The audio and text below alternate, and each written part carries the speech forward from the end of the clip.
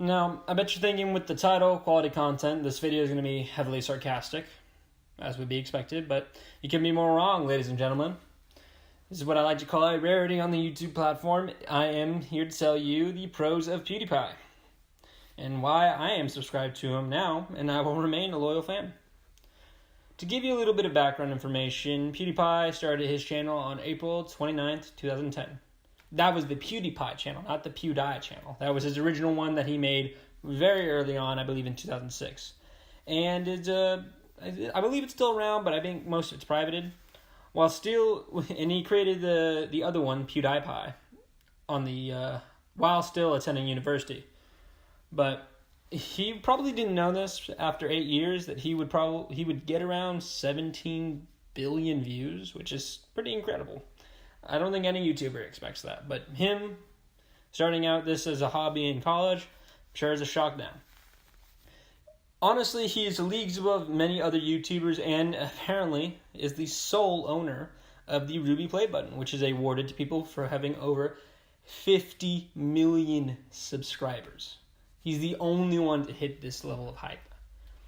And without any stalling, I'm going to go ahead and tell you why I find him flippin' fantastic. My first one, honestly, speaking from the heart, is he's a really interesting YouTuber, and one that I have watched a lot. He is one of those few people that over the years has evolved and adapted to circumstances that surround him, especially here.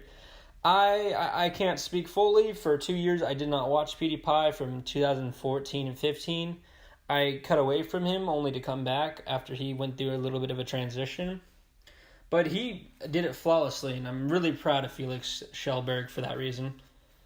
And many people might speak out against it, and they might be missing the nostalgic feelings of the older content. But in regards to it with the newer content, I only have one thing I can actually ask the audience is, if you could create something on a platform for millions of people to see, would you rather create it as yourself or this persona? And I'm happy he's doing what he wants to do and not what he has to do. I wouldn't wish the latter on any of my worst enemies, honestly. You should be able to make what you feel is good to yourself and true to you. That is what broadcasting yourself is all about. And in all honesty, after looking at Felix throughout the years, I've grown to appreciate him for who he is, rather than what he was years before that.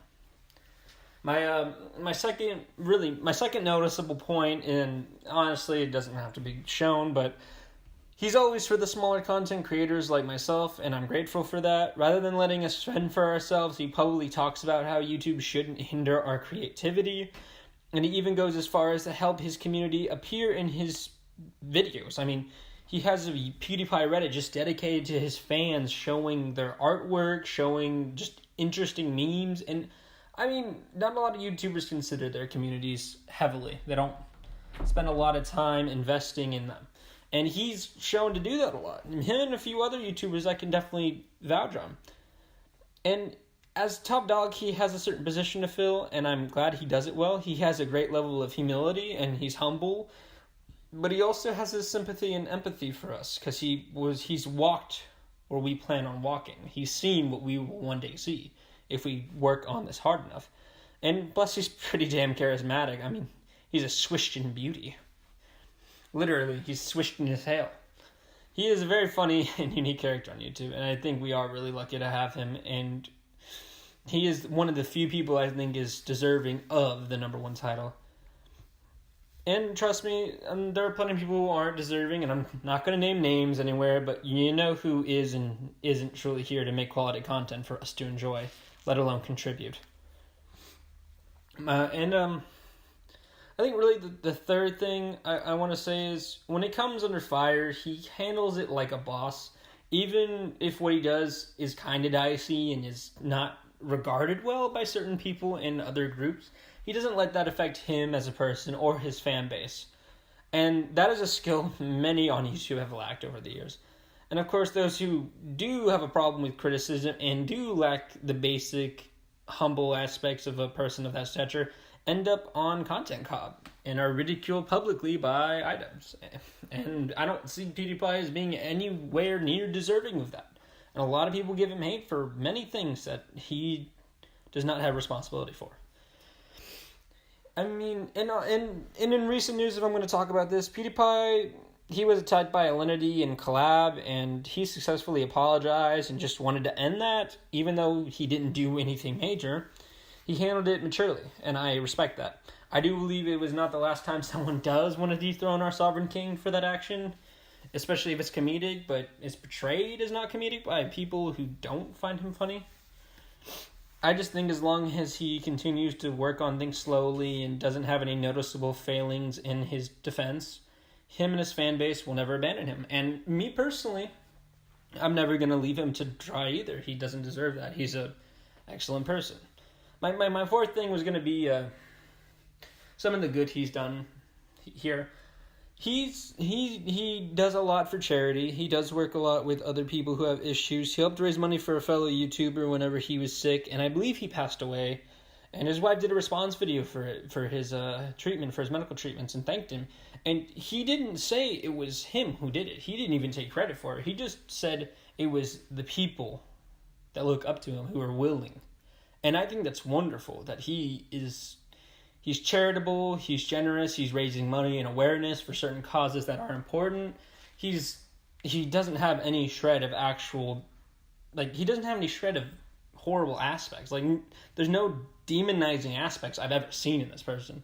I mean, maybe he's had a little bit of strife with some issues, or he said some things that weren't smart at the moment, but he doesn't deserve any hate for it. He's not a monster. He's definitely nowhere near the level of some of the people on YouTube who I don't even understand how they continue to make content on this platform when they do things the way they do. And in conclusion, and truly, to wrap this up like an English essay, there are many reasons for why I enjoy Felix Kjellberg, not as just PewDiePie, but as the person he is. I really do think he's wonderful, and he has grown to be an incredible person. He deserves the number one spot on YouTube, and I